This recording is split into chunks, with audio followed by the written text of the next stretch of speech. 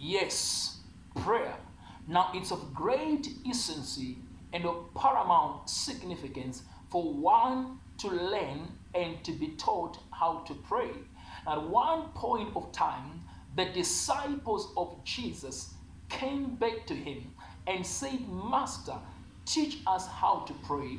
And Jesus taught them how to pray and gave them what to call a model type of a prayer. Now, I want you to understand one thing.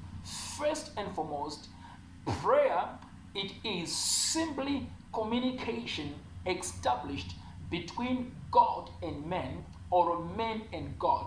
Now, the Greek word is prosuke, and prosuke speaks of a dialogue and less of an analog. Now, if you study communication, they say the effectiveness of communication is established when a sender sends a message to a receiver, and the receiver will send a feedback to a sender. This is the same thing with prayer.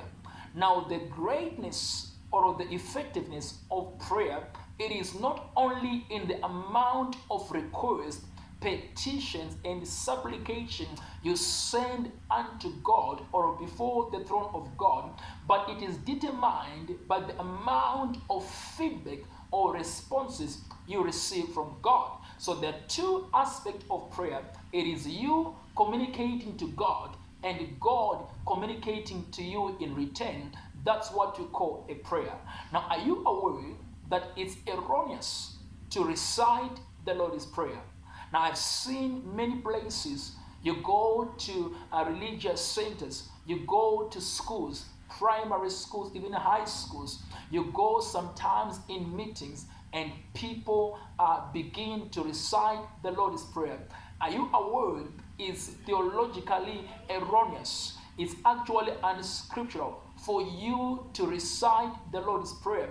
It is toxic, because look at this. The Bible said in the book of Matthew 6, when Jesus was speaking to the disciples, he said, in this manner you must pray.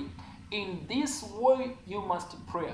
He did not say there was a need to recite word to word, but he was creating what you call a specimen, a roadmap for us to follow the paths and to observe the symbols and the signals in the prayer that he was praying. Now, a good example of this, that when you are actually reading the book of Matthew 6, it says, when you pray, say, Our Father who is in heaven. So the point in there is recognizing the need of an address. You are not addressing the prayer to your biological father, neither to a friend, neither to a relative, but the prayer is specific.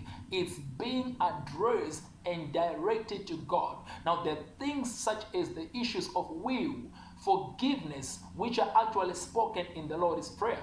And I'll make sure that in the next episode, I'll be able to take you through the components and the elements which God or Jesus was trying to explain in the Lord's Prayer. Now, my name is Prophet Peter Wellington, the voice of the Holy Nation. Please subscribe to my YouTube channel and follow us on Facebook so you can get the next videos. At the end of the day, the desire is for you to pray an effective prayer and to receive feedback from above.